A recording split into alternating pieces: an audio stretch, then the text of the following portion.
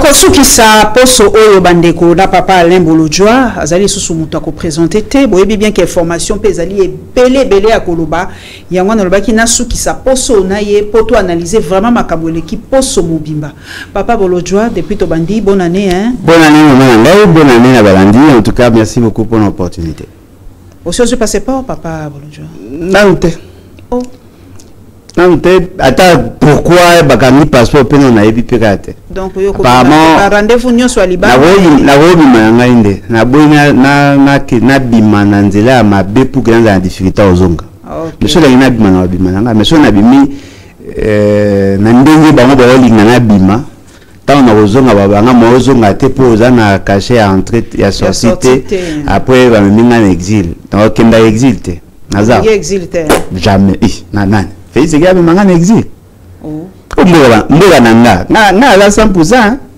oh na mama nga za ngoleste na za 100% na kuninga jamais mutati nanga na exil ozana papa nanga Bolojwa yozali mutu wa analizaka ulobaka pe makambo avant ekoma lelo milingo ezali na union sacrée na yebi ko lobaka ngo déjà ke kala mingi te bakolia na bako tuta na mitu olobaka ngo ngana ko bosanité mais lelo komi déjà kobima ba créer PCR misuso bato ya mitema mabe ba ko bengo police de roulage ba komi déjà ko tinda batu ba finga papa Vital Kamerhe to komi ko mona ngo aza ko se justifier lobby ezali droit na bango ezali reconnu na constitution bato ba sangana ba créer loko kabuya pa lobby ezala ngo pe loko ko ningisa union sacrée mais pona nini ba créer ngo maintenant bato musu ba lobby mais basali yango trop vite parce que cour constitutionnel na nukuto asisi makabote bako banga te balongola bango avant que cour constitutionnel eloba bon na zo assertion à suka eloko ezali vrai ezali que dans leur forfaiture électorale bazaki effectivement l'intention ya ko kabola ba poste et na kati na bango ba te belé babande ko se plaindre parce que le partage n'a pas été équitable équilibré du pouvoir ndenge ba message na Congo. Alors monsieur Kamerhe apparemment qui part du Lion justement parce qu'il était en odeur de sainteté avec Félix Tshisekedi. L'UDPS ne veut pas de Kamerhe comme premier ministre. Kamerhe cherchant Yakoluka confirmer qu'à la premier ministre a créé dynamique où va soutenir candidature en tant que premier ministre. Ajiba Ninga Naye Alisano et d'ailleurs le quoi Paluku Azali Muto Kamera Saraka comme gouverneur à Nord Kivu. Aujourd'hui Jean-Lucien Boussa Moninga Naye Alisano Bazarana très souvent et puis la monnaie Mutumbo ce babi de quoi Félix Tshisekedi. Yango ça va de quoi Félix Tshisekedi. A topete. Ne quoi Félix Tshisekedi pena solo. Magamboze bele maman na kata famille Tshisekedi ba pena ba courant na bango.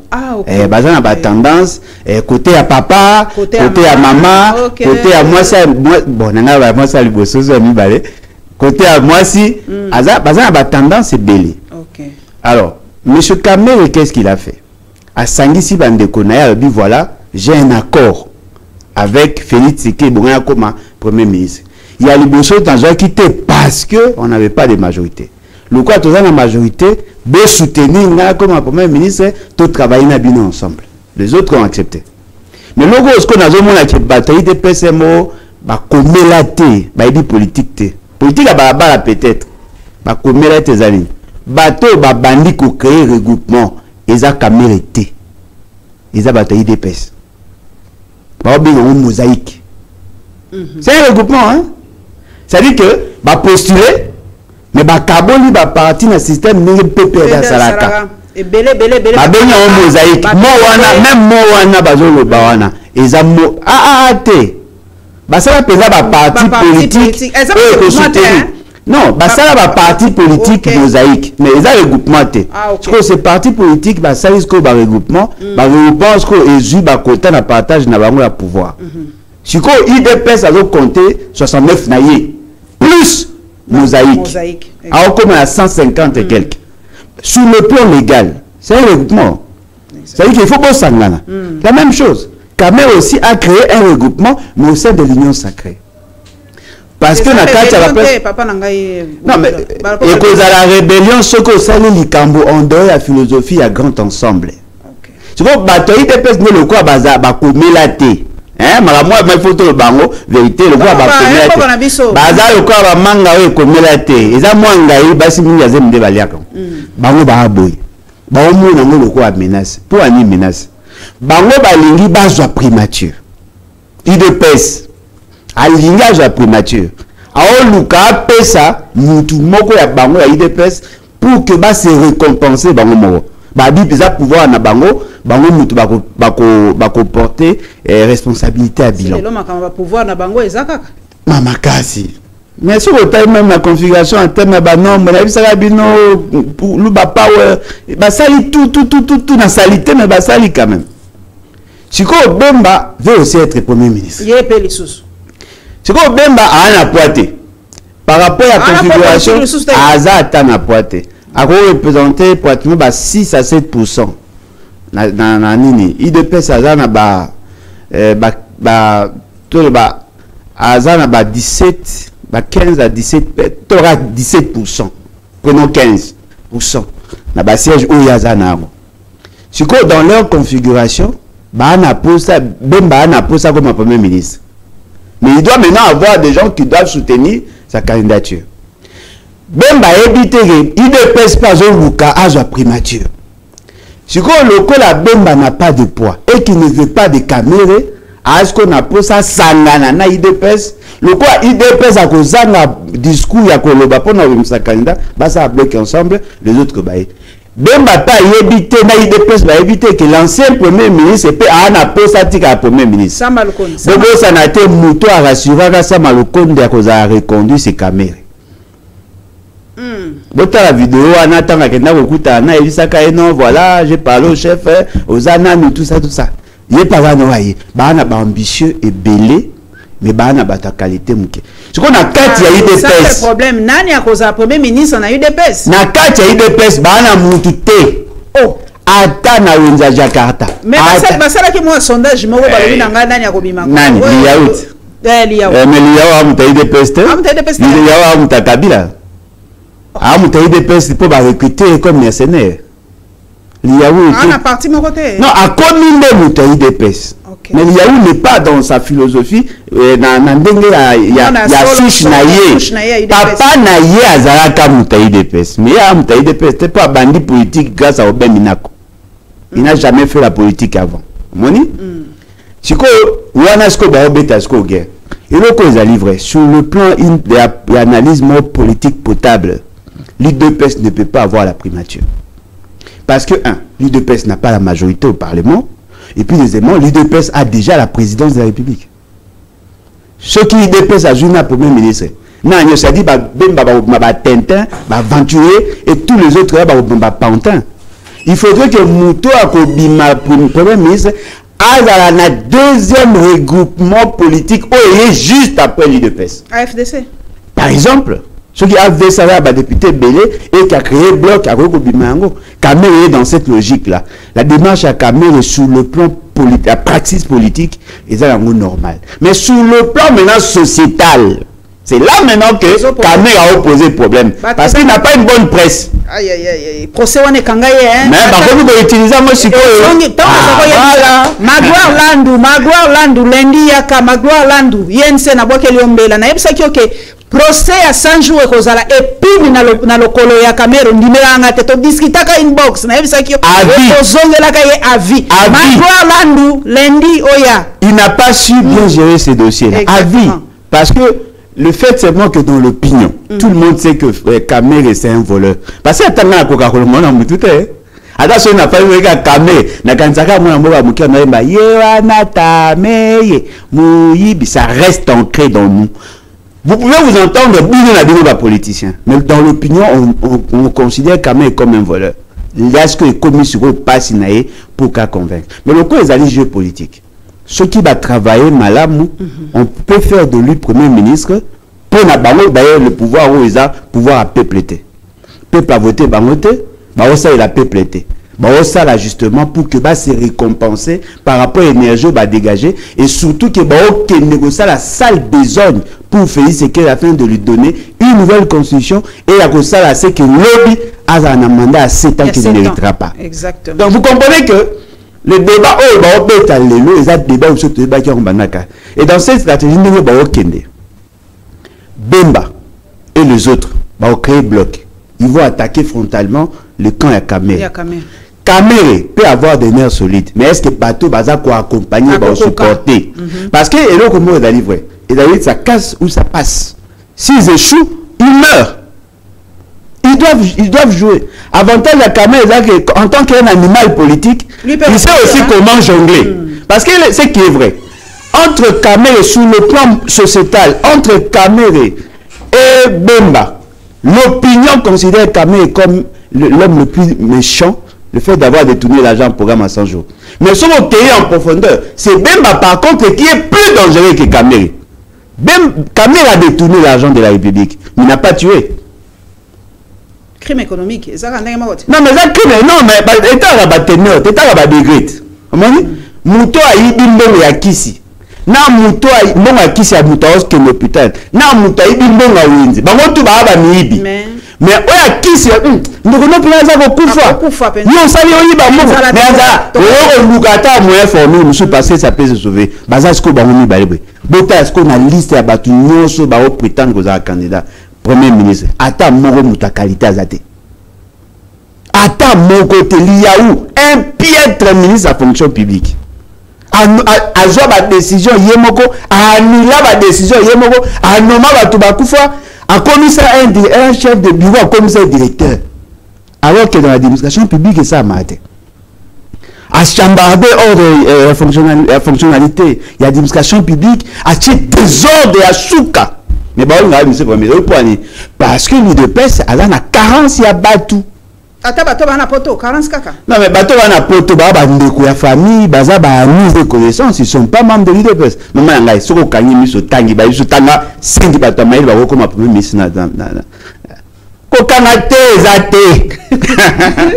Mais na ko lukate. Ezate mama. Kabuya. Mama boni. Secrétaire général. Yes, secrétaire général de la famille présidentielle. Maman, nazo bisa o IDPS na bato qualité te. IDPS a investi na bato ba pine, ba milaka ba chichampa, ba bangi, ba bomaka ba policier, ba stade. IDPS n'a pas investi na qualité.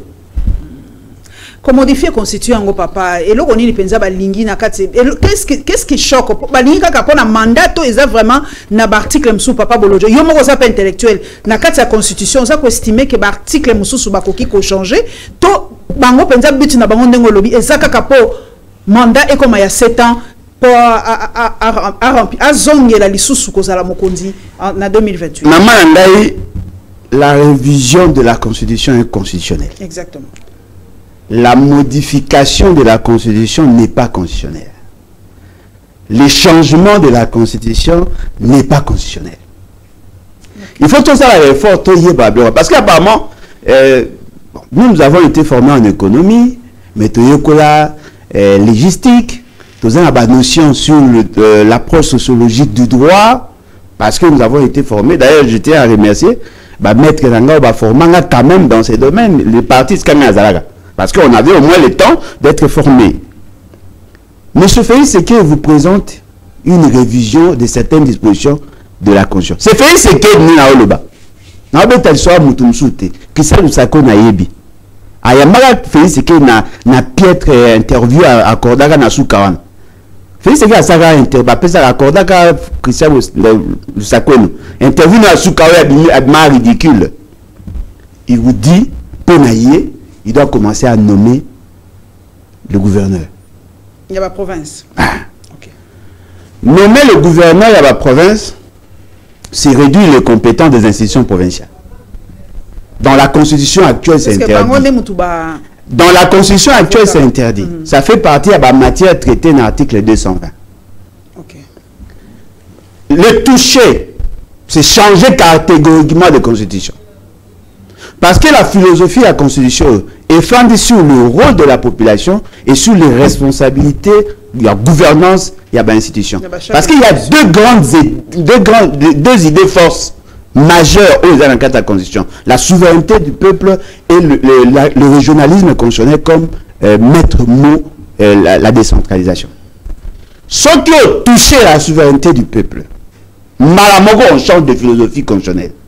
Ceux qui ont touché le régionalisme constitutionnel, Malamoko, on change. Or, le régionalisme constitutionnel est transformé en compétence dans une entité régionalisée, dans une entité décentralisée. Voilà pourquoi nous parlons de la décentralisation. La décentralisation sous-entend qu'on transfère un certain nombre de compétences, mais en même temps, on doit renforcer le contrôle. C'est ça le principe de la décentralisation. Le corps va renforcer le contrôle. Il y a une entité que l'on appelle le gouvernement provincial avec le gouverneur. Et il y a un parlement, l'Assemblée provinciale, qui fait office, il y a parlement en miniature à ce niveau-là. La chambre délibérante. Si le gouverneur devient nommé, naturellement, le parlement n'a plus le sens. L'Assemblée provinciale n'aura plus de sens parce que le rôle de l'Assemblée provinciale, c'est d'élire le gouverneur et de contrôler sa gestion. Or, le principe, il y a parallélisme de forme et de compétences. Ceux qui ont autonomie, qui ont un pouvoir renouvelé. Donc, l'Assemblée provinciale n'aura plus de pouvoir. C'est-à-dire qu'on réduit les institutions, le compétent des institutions provinciales, le gouvernement provincial et l'Assemblée provinciale. On n'a plus la même constitution. Ça paraît comme une nouvelle constitution parce qu'on a modifié l'essentiel. Là maintenant, on bascule la 4e République. Si on a 4e République, surtout comme on a 4e République, le président qui est aujourd'hui en fonction n'est pas lié par rapport à la constitution à la constitution. C'est-à-dire qu'il peut aussi postuler parce que compter les zones à zéro. C'est ça la philosophie na bango. Si au moins il va organiser l'élection, il va caboli, il va poste, il va mi pesi. La finalité na bango, eza yango. Non, c'est ya bon samboka maman. Bana posa fait ce qui a tika. Yoka siko la base sociologique. C'est là maintenant vous tenir compte. La base sociologique et anthropologique.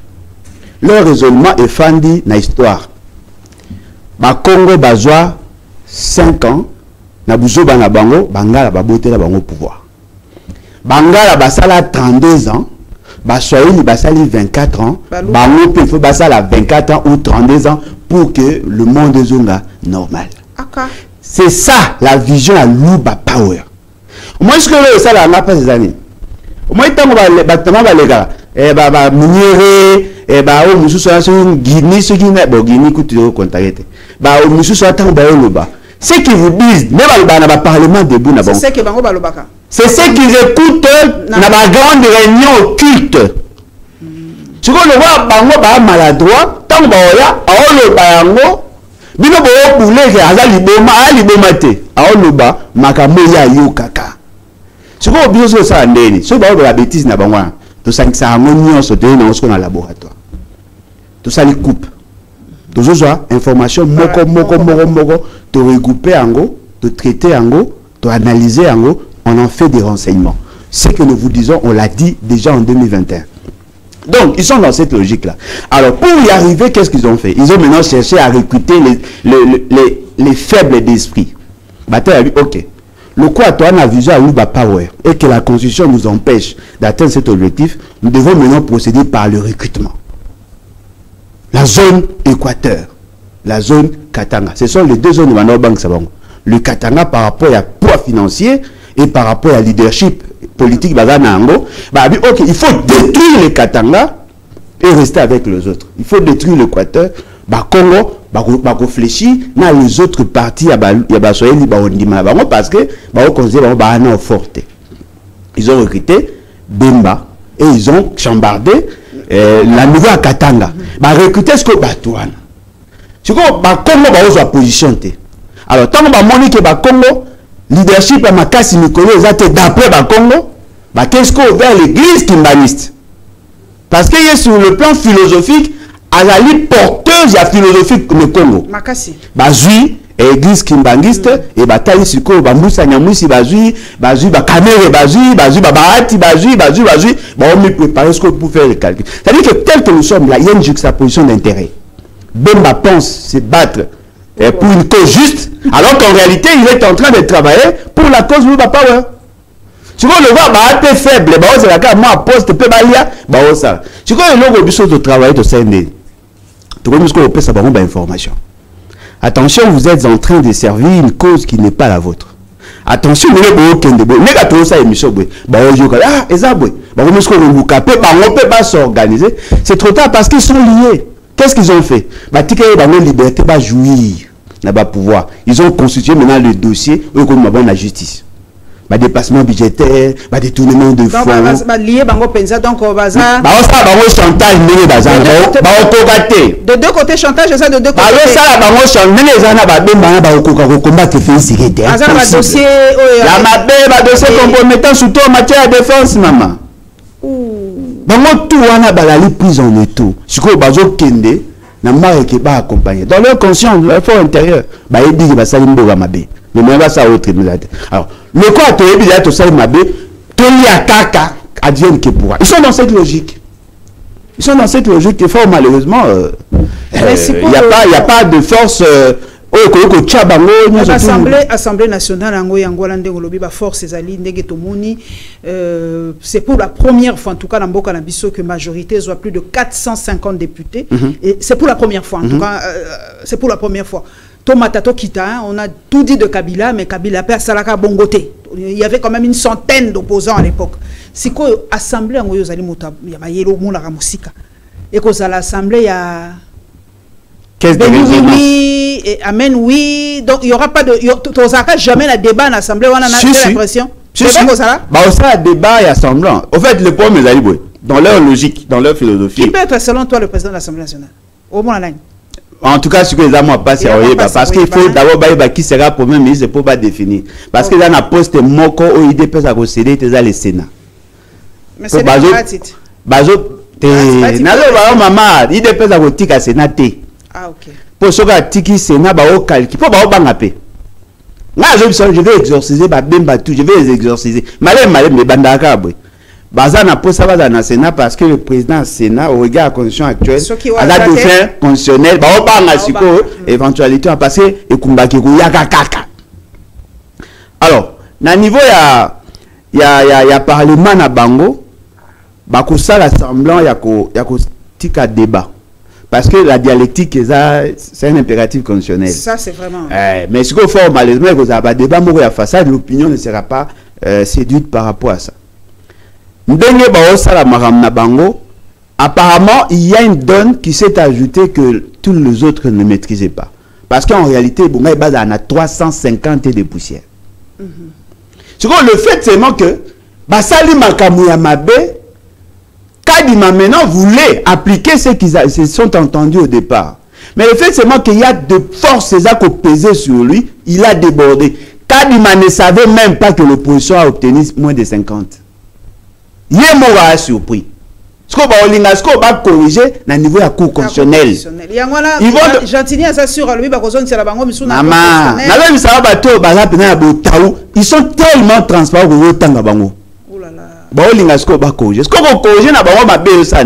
Ils doivent donner plus de députés à Bemba pour calmer ses ardeurs. Ils doivent donner à tel parce qu'il n'a pas obtenu. Tout bateau, un bloc qui a fait, c'est qu'il peut pas perdre. Il y a caméra, va perdre. Va perdre. Non, mais ce qui va créer, qui se la paix, opposant ma condition maintenant, que bateau, qui n'a tendance à l'opposition, va contre sa recours. Soyons continue d'écouter ils ont joué sur tous ces éléments. Mais ce qui est vrai, on n'aura pas de parlement où les alliés monocolaires, où les kaka, pouvoir, parce qu'il y a 4 débats, il faut qu'il y ait contradiction. Ce qui va montrer que l'opposition, bon, c'est qu'on présente comme opposition, ils vont sélectionner par tout le monde, ça rapport contrepoids pour que le débat soit suivi. Faux opposant la carte, le corps centriste, le corps banini, débat, non, je refuse, mais à la fin, ils adoptent. Parce que l'action ultime na bango, c'est le changement de la constitution. On a l'impression que le Parlement est est-ce que le peuple est en 2015? Maman, il joue sur il y a des appâts. Les conditions de travail. Ceux qui m'ont à 21 000, à 33 000. conscience est derrière retega peut-être ba bilonga ba to msoko monana ba recruter ba piètre belé o ba alléluia amen ba zu bango belé bango ba piètre ba majorité ce que bato ba ko sa moi assemblée au sala assemblée aux abatamaïle ba amuke. Ils ont joué sur tous ces éléments. La tribu joue. Mais ça pour se rendre compte, Papa Bolojua, qu'à la fin, c'est le pays qui en pâtit. Non, qu'est-ce qu'ils ont à foutre du pays? Parce que la sommation a intérêt collectif. Pour na bango souci na bango, la tribu doit se retrouver. Les autres là, mais la tribu doit se retrouver, Papa Nanga Bolojua, Toboïte. Mais tribu ezali kaka yo mon côté, tribu ezali mabele pe ya yo. Et si ko uta. Token la tribu va se retrouver, mais token na bamboka ngo ya bino, mais il n'y a rien là-bas, na bamboka ngo ya bino, bozo benga la tribu va se retrouver. Mais la tribu, ezali na mabele, papa. Maman, bon arrêta. Ya solo. Bon arrêta. La tribu, peut-être que la tribu en termes amenés était parce que quand ils rentrent maintenant au niveau de Bango Moro, le louba et le loulou ne s'entendent pas. Sur le bazar, on prend le louba. On les appelle louba en termes de Grand Kassai. Mais ceux qui bazongi na kata Grand Kassai, Kassa oriental, Kassa occidental, Sankuru, le Mami, Bakabonaka, Boyi. Ce qu'on a 4 à Kassai oriental. Na Kassai oriental, peut-être vous ne savez pas, ça fait déjà près de 3 ans. Ils orientent tous les projets structurants na Bango. Ce qu'on va Katang, Kananga, Bazomilela, Balulua, Bazakomilela, Yango Moni Bango, Bazaraya Mo, na sens de mon opposition. Le Sankuru, Bango Baza ba accompagnateur parce que ba pesa leadership na bato ba teka milimo. Ce sont les mêmes personnes qui représentent Sankuru pratiquement pendant toutes ces années. Ce sont les mêmes. Ah mais voilà. Il fallait maintenant créer un nouveau leadership au niveau de ces provinces là parce que Batumsusu Baza toutes les législatures Bango Baza la kaka. Tu vois le fait seulement que Bato à Sankuru Baza ko comprendre le rôle na Bango parce que sur le plan mystique Bato à Sankuru ne bango bazali source d'impulsion à développer. Mais faut malheureusement oye baté pesa bato bakoma na sur la formule la possibilité de les régenter. Et ça est-ce qu'on va conflit. Allez voir en termes de kilomètres de route construits par M. Félix Tshisekedi, l'essentiel c'est Amina Kassaï. En termes de projet investissement au Yassali là-bas. En termes de école et hôpitaux c'est là-bas. Il a donné beaucoup de financement là-bas. C'est comme ma baisse que j'ai dit bah mibi. Aussi sango pété. Non. Et Dieu est juste. Il y en a le banzama juste. 30 millions d'infrastructures à pesa kana programme à jour de John Tumba John Tumba. Ah, iba tout ça. Na yoka ki akufa na ibi même pas akufa. Azaka ministre sori ya formation professionnelle sori bani ya tout ça. Na ebite na yoki mais na ebite j'ai pas d'informations. Dossier ana ba sambisate. Bakangaka mutu a Foner après il a été libéré. Omoni ba projet belé zaboé. Ba programme ba katende ba projet surtout ba zaka na. Donc vous comprenez que M. Félix Tshisekedi est dans ça. Pourquoi M. Félix Tshisekedi investit là-bas? Parce qu'il considère que le louba ont été exclus pendant des années. Azana Posa, Bango peut pas récupérer. Mais le en réalité, si nous voulons être honnêtes envers nous-mêmes, on devait plus construire là où l'argent arrive. Le Kassai n'apporte presque rien dans le panier. Diamant, papa. Non, mais diamant et exploitation, on a ça mis la compagnie. Amiba, ils ont déjà. Bah, produit déjà combien? Mais bah, deux fois, bah, renforcer. Même bah, à promettre sous soit ça. Oh, mais ce qu'on promettre, là, ici, il y a ça été. Pour ceux qui m'y besoin, ils sont tous les battre. Parce que m'y bat, on est là au cœur, ils ont un bougement. N'a comme ça. Ceux qui m'y bat, ils ont exploité. Et là, c'est que l'activité économique est comme un peu relancée. Le pouvoir d'achat est comme ça, bien qu'il peut y barapé. Aïe, na ibi diamant na m'y bat et bimi le quoi, diamant exploitation, il y a un artisanal. Donc, vous comprenez que cette réalité-là, aujourd'hui, dans le Congo, nous sommes divisés. Or, le plus grand élément, l'élément essentiel de l'existentialité de l'État, c'est l'unité nationale. C'est comme moi, discours mon ayoki na est kuna sepeli singa ata mokete na otangi pe lelo ba population ba ko kima baza ko. Ah mais oui, plus de 30 000 personnes ba kimi na Masisi. Je ne comprends pas. Bon, papa nangai est wana. Mon konzalo ba ki moindre escarmouche ba ko réagir. toza ko yoka bien que comme une guerre de communiquer balobi na biso ba quoi ici drone balobi eza drone te hélicoptère ya kala lelo balobi boy communiquer lelo hélicoptère kana na lipapu ba bez hélicoptère ya kala hélicoptère dans lipapu ezaki nga ngoni lipapu ya drone hélice la plastique ça hélice à plastique bato oh la vida muya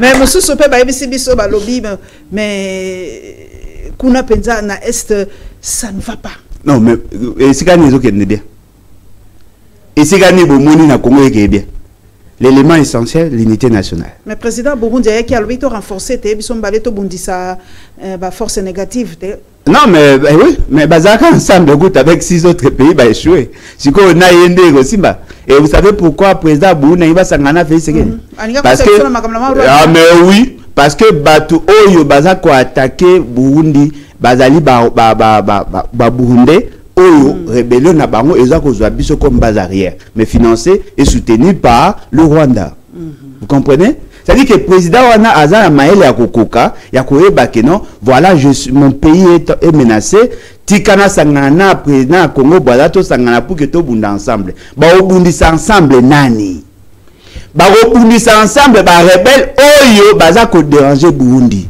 C'est la même manière que M. Félix Tshisekedi sangana ki na Uganda pona ko bundisa ba o ba bengi ba nani ba ADF oh baza ko menacer insécurité maintenant nazo kundisa bato ba menacer biso omoni na on a fait c'est que comme aloko dendon de la face bongo na moins sur le Cameroun et l'équipe kuna ba communiquer bango ba lobby M23 Mutebomi M23 lobby za FRDC siko tozo yeba penza te ba wazalendo pe na kati tout ça mais maman ngai ceux qui payent les prix c'est la population les lo baza ko lela vraiment makasi kuna on m'a fait c'est le jour ba osambisa ye na ozalom le plus joyeux tant que le ba Congo na bango baobunda. Officiellement l'État n'est pas en guerre. Officiellement l'armée congolaise ne se bat pas. Officiellement l'armée ne se bat pas. Parce que Badana a accord à cesser les feux. L'armée est en train d'utiliser Ouazalendo. Cesser les feux na bateau M23. Si ils sont dans Badana cesser le feu. Bateau batanga kombote balu baza ko violer cesser le feu. Azana cesser les feux. Même le gouvernement hier landa discours na yoka respecter c'est fait bateau ba obunda baza recruté comme des mercenaires na lobaga waouh exactement ya on a isaka bango bakeba ba koluma ba na lwenge mais là on a zo bisa yo ngana mona ba vidéo na zo ba pelle wazale no na fa de se babunda kapé entre bango pe ba kufa kapé parce que bazaka pe na vraiment guerre d'intérêt c'est dire que nous toza lelo et ça le papa moko a démissionné a recruté un voisin ben mutumuru yanzela a ko éduquer bana po ya okokate. Nous pensions par contre c'est le gouvernement qui était censé sécuriser la population et c'est bien. La population l'état congolais aujourd'hui est lié par rapport à encore M. Félix Tshisekedi a signé qui l'état congolais est dans l'incapacité de défendre l'intégrité territoriale.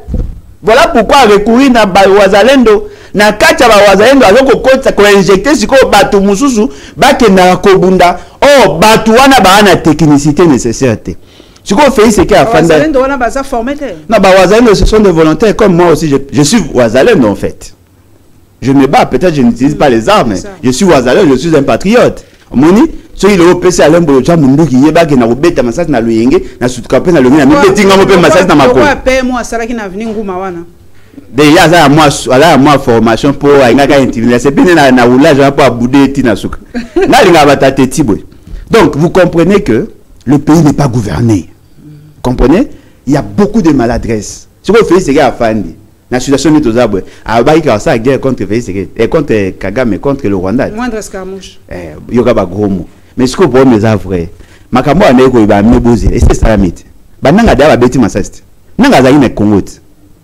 nanga yete azaki nani nanga yambalo yususu obe ali boso balobaki o achaki ba photo mo obe ya kala liona yete mais bosi ya kamini te nanga sa point de presse ya okufa combien de fois na biso ko cause za pema mama soko cause il faut pomba makambolo baki po mko mususu ba ko poser même question peut sa réponse une balle c'est que moi je voulais dire quand M. Félix Tshisekedi nous disait qu'il était prêt à faire la guerre il pour assumer un drone 3 Donc guerre automate ça na Rwanda les pour sur drone. Il y a au boulot on est. Les jeux vidéo Nintendo faire PlayStation au faille nanda ko fini taille ke yudu et Ziggy. Nous parlons de la guerre. La guerre est la lutte transversale. Est-il préparé pour faire la guerre? Non. Parce que nous voyons déjà, le fait seulement qu'il y a la population a vivre dans l'insécurité. Maman n'a pas tous à peine sérieux. Na débat à Congo, le Magamba Est, Babeta Moussous. Non. Et comme il y a l'élection, partage le pouvoir. Bounaga n'a coûté combien de jours et matin? Bongo nini, bongo nani, comment? Commune à Minembwe. Ah, voilà. Ce qui veut dire que M. Félix Tshisekedi est en train de vous berner. Pas si Nani Zaini. Tant que vous êtes un mamba, Batuna Est va okufa. Batuna se déplacer. Guerre, n'a pas comprendre et banda kala. Peut-être Félix Tshisekedi est incapable, il y a qu'on résoudre leur problème. Il est incapable de mettre fin à la guerre. Ça, je peux comprendre dans une certaine mesure.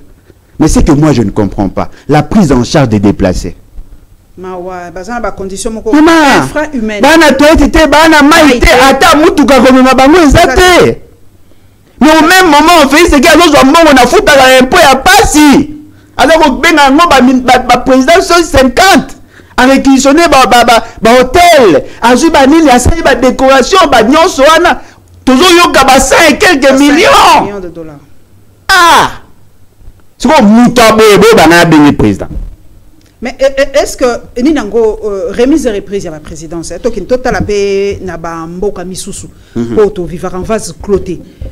Cérémonie où on a par exemple la France des États-Unis pour tous aura deux pays où on a le quoi modèle il y a démocratie entre guillemets et les kakandenge nini. Est-ce que ba bengi saka est-ce que tango ba changer ka François Hollande pas bengi saka ba collègue na ye ya Libanda ba ye est-ce que ba américain peut ba bengi so ya bango ba collègue ba ye et les kakandenge ni ba cérémonie remise reprise. Maman ngai tout le monde a on a TV. Hein, je peux pas m'improviser spécialiste sur cette question. Mais je peux en parler. OK. Tout le monde a on a TV. Il y a eu 3 événements le jour-là. D'abord, il y a Liboso, prestation de serment. C'est-à-dire qu'il fait une déclaration sur base, il y a disposition article 74. Et puis après, il est investi. Et puis après, il passera la passation à pouvoir. Il y avait 3. Mais pour l'instant, et bon, ça m'a 2. Pour passation à pouvoir aussi, parce qu'il a été reconduit bien que par Devoise Cabreuse. Discours, il y a article 74. Et ça, discours conçu dans la Constitution. Au Baxelote, à part Combo, Nayo, pour Bachaba, point. C'est un discours qui peut prendre maximum 2 minutes. 5 minutes au Baxara maximum. 5 minutes, maximum 5 minutes. Bien que là, le discours, moi, je me cousse. Il y a mis balai. Va prendre acte à discours, Nayo. Et puis, investir par la Cour constitutionnelle. Soko, si investiture à la Cour constitutionnelle, ni monsieur ça. Alors, ça pouvait se faire même dans une salle. Dans une salle de la Cour constitutionnelle. Parce que le jour où il sera jugé par la même Cour, il sera jugé dans une salle. Et il allait acte purement administratif. C'est-à-dire qu'il allait juste pas prendre acte et à fonction aux autres pour assumer. Mais le problème, M. Félix, c'est qu'il voulait faire du cosmétique. Et puis, il n'y a qu'un mimétisme. Il voulait maintenant faire comme les autres. Et comme une activité excessivement solennelle. Il veut impliquer la population. Ce n'était pas par rapport à l'exigence de la loi, mais juste pour un besoin de consommation du public. Il voulait légitimer son pouvoir par le plein du stade. C'est juste ça, maman. Légitimation, surtout sur le plan extérieur. Extérieur. Aïe, vous savez que voilà, le peuple est avec moi. Cher Mundele, Boka Lingala, stade Nabiso Sobat Bafandi, écoute à 80 000 places. Nous sommes à Kinshasa, dans la ville où il y avait 5 millions d'enrôlés. Si M. Félix Tshisekedi était arrivé ne fût qu'à 10%, on pouvait croire, oui, il est populaire. La popularité au Congo ne se mesure pas par rapport à stade. Bah, nous, ça va plein, hein? Ne se mesure pas par rapport à stade. Et puis, stade à moyen bongo. 10 000 francs à polo. Donc, M. Félix Tshisekedi ne comprend pas. Au moins, il est caractérisé par un binôme. L'orgueil et l'ignorance. C'est là le problème. Le quoi, on va comprendre. Il nous amène dans ça. Et puis, deuxièmement, le budget n'avait pas prévu un montant aussi colossal. Pendant que nous sommes en crise, les agents ne sont pas payés. Est-ce que image comme on a avion et solo hélicoptère. Hélicoptère maman. Location. Donc solo makamto comme même bon fait ce qui a dépensé pour l'investiture mais ko sommes sur avion. Avion. Avion à 22 millions de dollars. On pouvait relancer la compagnie aérienne. On pouvait même avoir des hélicoptères de l'armée. Mais on a investi ça. Pourquoi? Il veut à l'Axabino que il vit dans l'opulence. À louer des chevaux, à foutre les bango avion, bailler, à jouer batou, à former bango, bien qu'il va jouer dans la garde républicaine, à kumba chevaux, on peut beaucoup tout ça parce que la nature était contre, à jouer carte de luxe, à mobiliser la RTNC, à jouer anglais surtout n'engaza koya, bazo mona roti paye du peuple, bazako lakisa, na mon nature a bien, ah, c'est un grand pays. Mais à côté, il y a quelqu'un qui n'est pas payé, moi on a malade à foutre à moi hôpital à $20. Au moins, la ridiculité qui entoure ces pouvoirs, c'est ce qui m'énerve. Et après, ils lui disent, non, voilà, vous payez ça et chance. Non, il a mal commencé. Aujourd'hui, vous connaissez à Mabé. Au constitué parlement à Mabé. Aujourd'hui, vous gérez bon la finance, vous comme bon tata na yo. Alors que ça bon batu nyonso. Et puis la souka voilà, vous voulez quoi? En 5 ans, on ne peut pas faire des miracles. Non, on peut faire des miracles si on a la rationalité dans la gestion. Donc, au finish, vous comprenez. Que la population de l'Est avait l'intention de sanctionner ces messieurs. On ne lui a pas donné la chance. Vote à Malunga et ça a imité. Fizeke n'a pas été choisi. La population de Kinshasa voulait les sanctionner. A eu occasion à sanctionner. La population de l'Équateur voulait faire la même chose. La population de Gamba nous voulait faire la même chose. La population du Kasaï voulait, bon, une partie du Kasaï voulait les maintenir parce que Baza Komona qui marche à Moumenou, il fait ça les mains. C'est-à-dire que la nation congolaise aujourd'hui a été prise en otage par des appétits gloutons d'un groupe de gens. Et lorsqu'on en parle, on dit on est tribaliste. Ce n'est pas ça le tribalisme. Nous condamnons par contre. On ne peut pas régenter toute la nation juste parce qu'il y a un groupe de gens qui veulent s'imposer avec un produit aussi impropre. Nous sommes en train d'assister à l'effondrement de la société. On ne sait plus qui devrait en réalité comment donner des orientations. La fonction du président. Primature qui baza ko expédier ba faire courante pour to ko ba dossier mususu bazo ba ko signer baza ko longola ka batu siko penza comment doit fonctionner le gouvernement siko avant que le gouvernement mususu le gouvernement a la plénitude de pouvoir siko ba ko en tout cas le gouvernement a la plénitude expédier ba faire courante baza ko expédier à faire courante. Okay. Le gouvernement a ko expédier à faire courante parce que le gouvernement est azali régi par le même texte où ça y a ba élection té. Moutou Aza premier ministre reste en fonction. Au moment où il y avait Basalaka, Tangouti Balazaka premier ministre, Babi que le gouvernement était démissionnaire. Non, le gouvernement n'était pas démissionnaire. Le gouvernement est réputé démissionnaire lorsque le premier ministre dépose sa démission. Il a la plénitude du pouvoir. Mais si on peut Azali, c'est qu'on a légitimité à parlement ou les autres côtés. C'est ça maintenant la nuance. Légitimité n'est comme illégale. Le côté sociologique est longué. Il reste légalement, ce qu'on appelle la légitimité rationnelle. Il reste légalement en fonction. Lorsque maintenant le Parlement, à cause de la installé, le Parlement travaille avec le Premier ministre. S'il n'y a pas de budget, dans ces cas-là, on peut faire un crédit provisoire. Ce qui budget, il exécute son budget. Premier palier, c'est lui qui exécute. Mais il ne peut pas prendre de nouvelles initiatives. C'est ça maintenant la nuance. C'est ça le côté administration et la politique. C'est-à-dire que le Premier ministre reste là. Il est là. Il exécute son propre programme. Il reste en fonction. Mais tant qu'on va installer maintenant le Parlement, et que le Parlement s'y caille, politiquement, le Premier ministre doit déposer sa démission. Il dépose sa démission.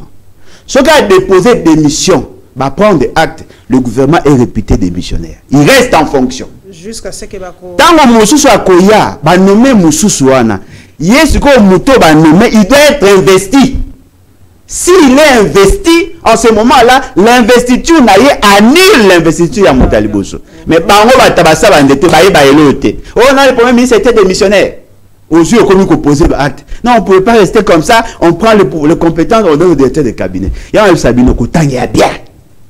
Tozonga na ville à Kinshasa, assemblée provinciale pays à Kinshasa, c'est allé vraiment opposé à mon quoi était hein papa na assemblée provinciale à Kinshasa. Bah opposé à basé belé. Mais bah opposé à opposition té. Opposé à pouvoir. Il y a pouvoir. En tout cas RDC créera makamuna. Soit 1+4 na mboka oyo siko tozo les opposants du pouvoir. Mais siko oyo za koleka na ville à Kinshasa juridiquement yom toyebi moi science politique moi mibeko. Gouvernorat oyo siko vraiment ndenge lekeli bo moni ngo ndenge ni. Maman Nangaï, le banditisme tshisekédien, nazorango comme une maladie. Une maladie mourutaka Angola, chikungunya.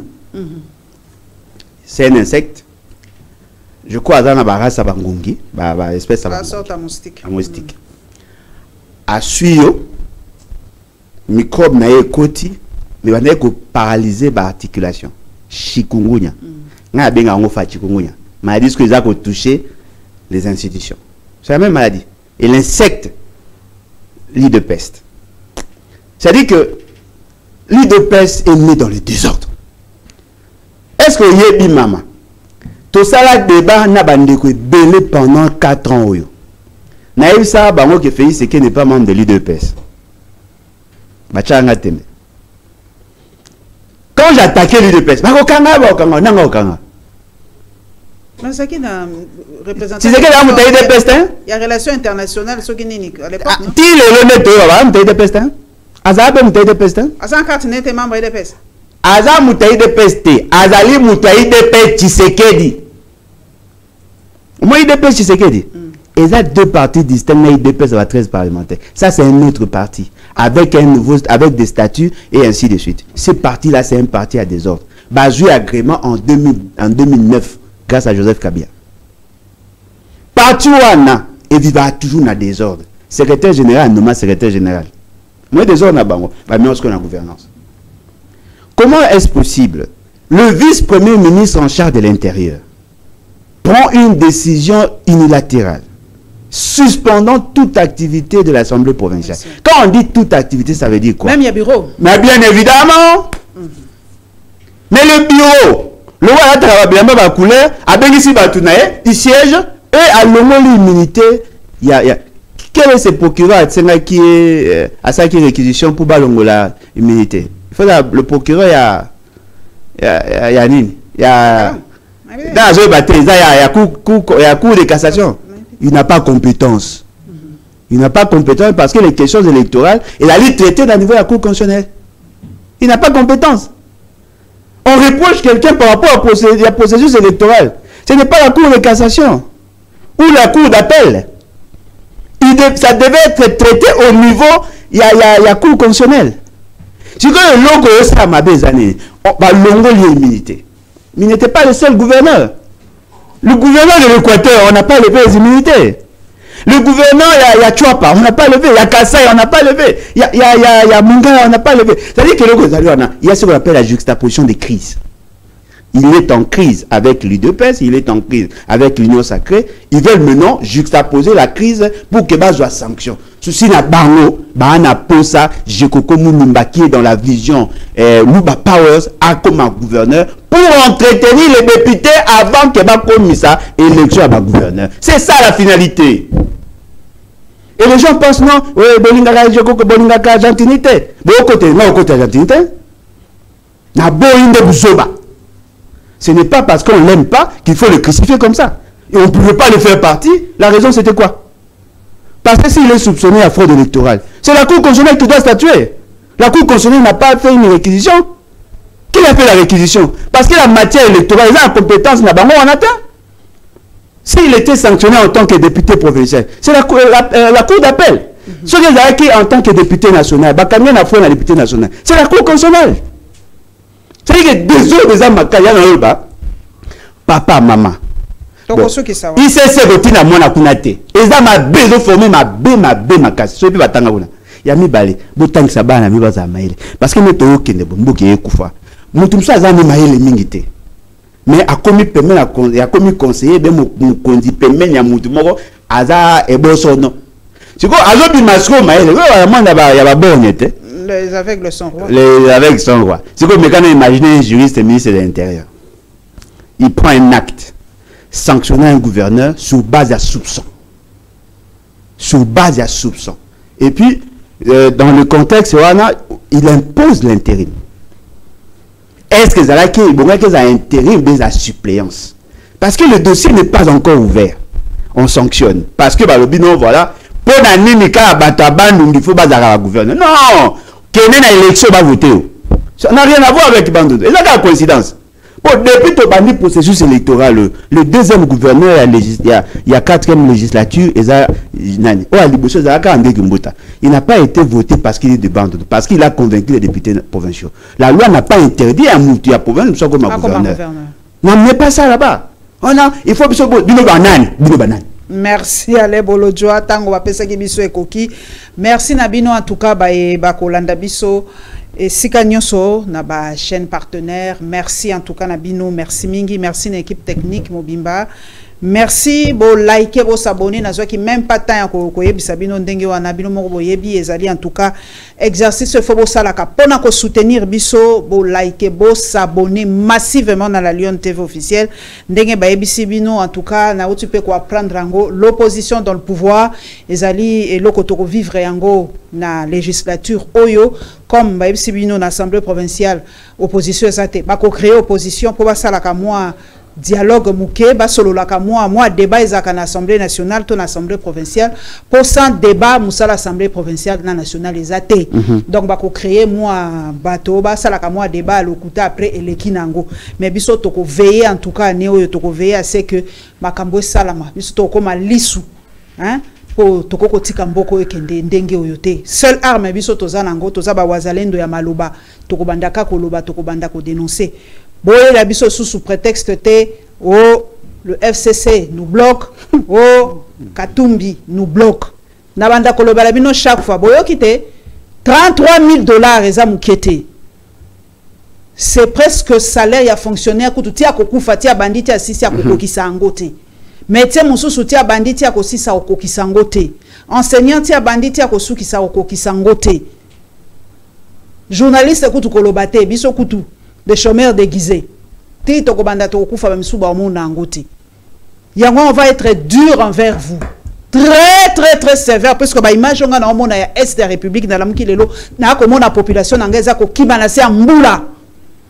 Ba bini baza ko banga ba ko yoka rumeur ya massacre za ko ya population zo kima na se ya mbula. Je ne sais pas si toza sous na mitema ou toza sous na mitema te. Mais le binango ale bolodjo toko te ya bino toko zongi sa bino humanité humanisme na kati ya mitema parce que ce pays nous appartient tous et moi je le dis et je le redirai tous les jours pendant 5 ans pour RDC za la mboka ba yansi na ba mbala ba pesa kama belé na bango pour avoir la RDC na ebité papa Alain Bolodjo so aza na tribune mais oyo yanga epesaki pour tous à la RDC toko tike la bino te bo bebisi la biso mboka na biso. Nous l'avons hérité de nos pères et nous devons donner le 2 345 000 km² à nos enfants. Merci. Pe Tokomo Nabino Mbalasima. Likez, abonnez-vous massivement à la Lyon TV officielle. Merci Alain Bolodjoa. Merci à vous et à la prochaine.